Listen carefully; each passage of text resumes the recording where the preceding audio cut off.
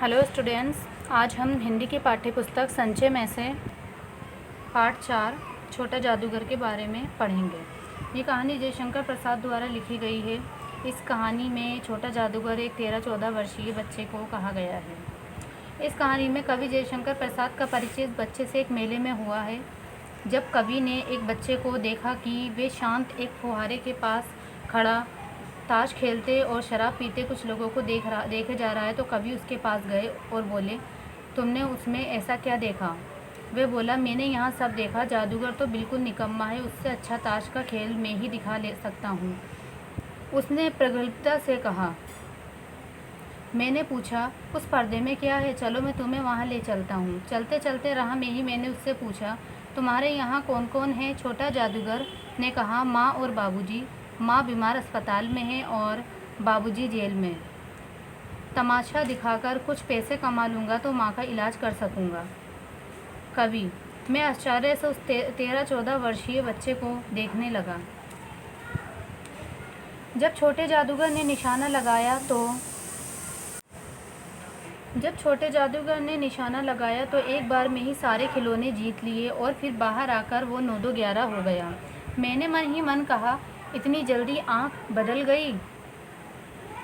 जब मैं इधर उधर टहलने लगा मेले में, एकदम आवाज़ आई, बाबूजी। मैंने देखा वे छोटा जादूगर था। हाथ में 4 खाने की खादी का झोला, साफ जांघिया और आधी बाहों का कुर्ता, मस्तानी चाल में घूमता हुआ। कुछ देर को मैं क्रोधित होकर सोचने लगा, ओहो कितना स्वार्थी हूँ, उसके रुपए पाने पर आश्चर्य कर रहा हूँ, यानी कि जलन। जब मैं जाने लगा तो मुझे छोटे जादूगर की सारी बातें याद आने लगी। फिर मैंने देखा सचमुच वह एक झोपड़ी के पास कंबल कंधे पर डाले खड़ा था। मैंने उससे पूछा, तुम यहाँ कहाँ? मेरी माँ यहीं है, अब उसे अस्पताल वालों ने निकाल दिया है। और फिर छोटे जादूगर झोपड़ी के अंदर गया और कंबल ऊपर से डालकर अपनी माँ के शरीर को समेटते हुए कहा, माँ। मेरी भी आंखों से आंसू निकल पड़े और मैं वहाँ से चल दिया। फिर कुछ वक्त बाद मेरा मन हुआ कि एक बार उस उद्यान को देखने का साथ ही साथ छोटा जादूगर भी दिख जाएगा।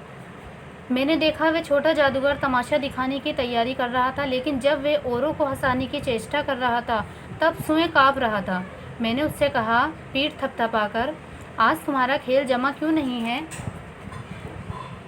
तो वे बहुत ही अफसोस और दुख के साथ कहता है, माँ ने कहा है कि आज तुरंत चले आना, मेरी घड़ी समीप है।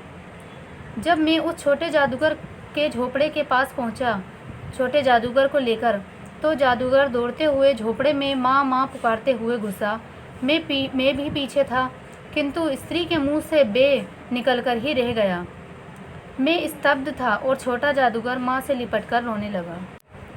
तो हमने इस कहानी में जो पढ़ा है, ये कहानी जयशंकर प्रसाद द्वारा लिखी गई है। इस कहानी में एक छोटा सा लड़का है 13-14 वर्षीय का, जिसे छोटा जादूगर कहा गया है। जब लेखक बरबस ही उसके व्यक्तित्व से प्रभावित हो गए और उसके बाद लेखक ने जब उसके अभावों से भरे जीवन को जाना, तो वे छोटा जादूगर लेखक की नज़रों में बहुत ऊंचा उठ गया। अब हम पढ़ेंगे, अपने होमवर्क की तरफ बढ़ते हैं। हमारे ये शब्दार्थ हैं, सुरमे, सुंदर, व्यग्र, व्याकुल, बेचैन, समग्र, सारा, विषाद, दुख, तिरस्कार, अपमान, कलनाद, कोलाहल, शोर, स्तब्ध, ठिठका हुआ, प्रगल्भता, निसंकोच होकर बोलना, स्फूर्तिमान, उत्साह के साथ उत्तेजना, अस्ताचलगामी, डूबता हुआ, कार्निवल का मैदान, जहाँ उत्सव मेले आदि होते रहते हैं। तो ये हमारे शब्दार्थ हैं, इन्हें आपको अपनी कॉपी में करना है और इन्हें आपको याद भी करना है। अब सही विकल्प के सामने सही का निशान लगाना है। पहला है हमारा, कार्निवल के मैदान में कैसा वातावरण था? खेल तमाशा दिखाया जा रहा था। दूसरा, हंसी और विनोद का कल निनाद गूंज रहा था। खाने पीने की दुकानें थी, बच्चों के हंसने और जिद करने की आवाज़ थी। तो इसका जो हमारा करेक्ट आंसर है वो है ये, हंसी और विनोद का कल विनाद गूंज रहा था। फिर ये हमारा, लड़के को कौन सा खेल अच्छा लगा? ताश के पत्तों का, खिलौनों पर निशाना लगाने का, चूड़ी फेंकने का, तीर से नंबर छेदने का। तो इसमें जो हमारा करेक्ट आंसर है वो है हमारा थर्ड, खिलौनों पर निशाना लगाने का। खिलौनों को किससे गिराया जाता था? गेंद से, चूड़ी से, तीर से, गोल घेरे से। तो इसका जो हमारा आंसर है वो है फर्स्ट, गेंद से। उसके बाद है हमारा लड़के ने अपना नाम छोटा जादूगर क्यों बताया? वे जादूगर का छोटा भाई था, वे जादूगर का बेटा था, वे जादूगरी का शौक रखता था, जादू का खेल दिखाकर आजीविका चलाता था। तो इसका जो हमारा करेक्ट आंसर है वो है ये, जादू का खेल दिखाकर आजीविका चलाता था। लेखक की पत्नी के सामने छोटे जादूगर ने ताश के पत्तों का क्या खेल दिखाया? पत्ते लाल हो गए, फिर काले हो गए, ताश के पत्ते नोट बन गए, ताश के पत्ते हरे हो गए, ताश के पत्ते गायब हो गए। तो इसका आंसर है हमारा फर्स्ट वाला, पत्ते लाल हो गए फिर काले हो गए। उसके बाद आता है हमारा सही कथन के सामने सही तथा गलत कथन के सामने गलत का निशान लगाइए। लड़के के मुख पर गंभीर विषाद के साथ धैर्य की रेखा थी, ये हमारा राइट है। उसके बाद है लेखक के साथ लड़के ने चाय पी, ये हमारा गलत है क्योंकि लेखक के साथ लड़के ने शरबत पिया था। लेखक ने 12 टिकट खरीद कर लड़के को दिए, ये हमारा ट्रू है, राइट है। लड़का पक्का निशानेबाज था, ये भी हमारा सही है। लेखक की पत्नी बड़े क्रोधी स्वभाव की थी, ये हमारा गलत है।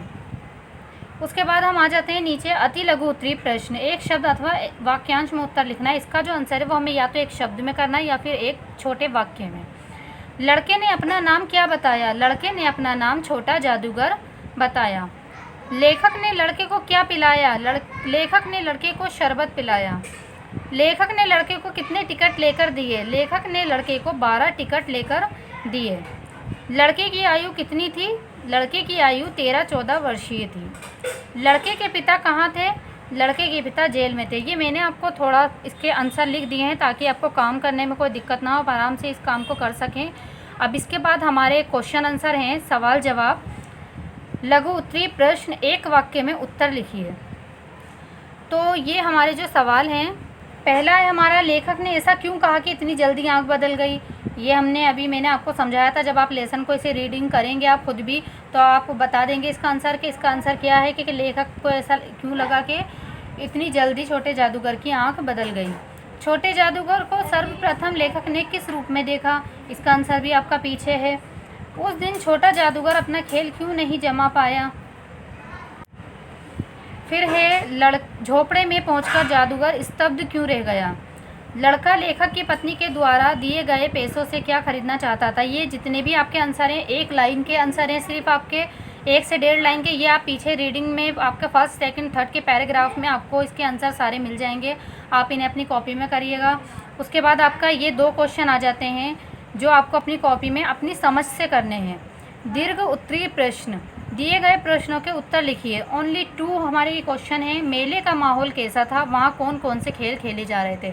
मेले का माहौल कैसा था? आप सब जानते ही हैं कि मेले का माहौल कैसा होता है। वहाँ पे कैसे खेल दिखाए जाते हैं, सब लोग हंसी खुशी झूम रहे होते हैं, कोई झूला झूल रहा होता है, कोई कुछ खा पी रहा होता है, कोई खेल तमाशा देख रहा होता है।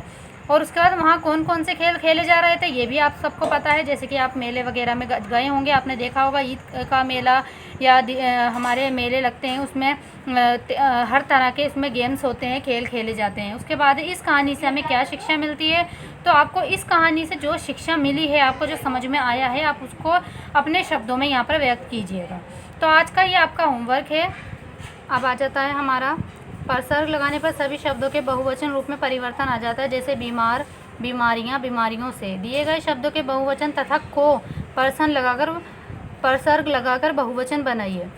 एक वचन बहुवचन को परसर्ग लगाकर बहुवचन बनाना है आपको। जैसे कि आपने यहाँ पे एग्जाम्पल देख ही लिया, तो थोड़ा मैंने आपको काम करके दिखा दिया है इसमें ताकि आपको दिक्कत ना हो करने की। बाकी आप खुद अपने आप करिएगा समझ के। एक वचन खिलौना, लड़का, पैसा, मंडली, आवश्यकता। तो बहुवचन हमारा खिलौना, खिलौने, लड़का, लड़कों, पैसा, पैसों, मंडली, मंडलियों, आवश्यकता, आवश्यकताओं। इनको को पैसा लगा के इनको आपको बहुवचन बनाने हैं। इसके बाद नीचे दिए गए शब्दों के लिंग बदलकर शब्द लिखिए। लिंग बदलना, जादूगर का जादूगरनी, मालिक का मालिकिन, नौकर का नौकरानी, बालक का बालिका, गुड्डा का गुड़िया, श्रीमान का श्रीमती। उसके बाद हमारा आ जाता है कुछ शब्द मूल रूप में भाववाचक संज्ञा होते हैं, कुछ में प्रत्यय लगाकर भाववाचक संज्ञा शब्द बनाए जाते हैं। जैसे वाचाल का वाचलता, कड़वा का कड़वाहट। दिए गए शब्दों में ता, ई या आस प्रत्यय लगाकर भाववाचक संज्ञा शब्द बनाइए। जैसे कि सरल का सरलता, नम्र का नम्रता, मीठा का मिठास, सफल का सफलता। इसमें ता और आस का हमने इस्तेमाल करके और इसके शब्द बनाए हैं। खट्टा खटास, सहज सहजता, सफ़ेद सफ़ेदी, ई का इस्तेमाल करा है इसमें हमने। आवश्यक का आवश्यकता। तो ये आपका आज का होमवर्क हो गया। आपने पूरी वीडियो बहुत अच्छे से देखिए, समझिए, और ये सारा होमवर्क आपका ग्रामर से लेके क्वेश्चन आंसर तक सब आप अपनी कॉपी में कर लाएंगे। आज की डायरी आप नोट कर लीजिए आज की डेट में कि आपको क्वेश्चन आंसर और अदर वर्क ये सारा अपनी कॉपी में करना है। बहुत ही अच्छे से काम साफ और अपना फेयर कॉपी में अच्छे से काम करके चेक करवाइए। Thank you.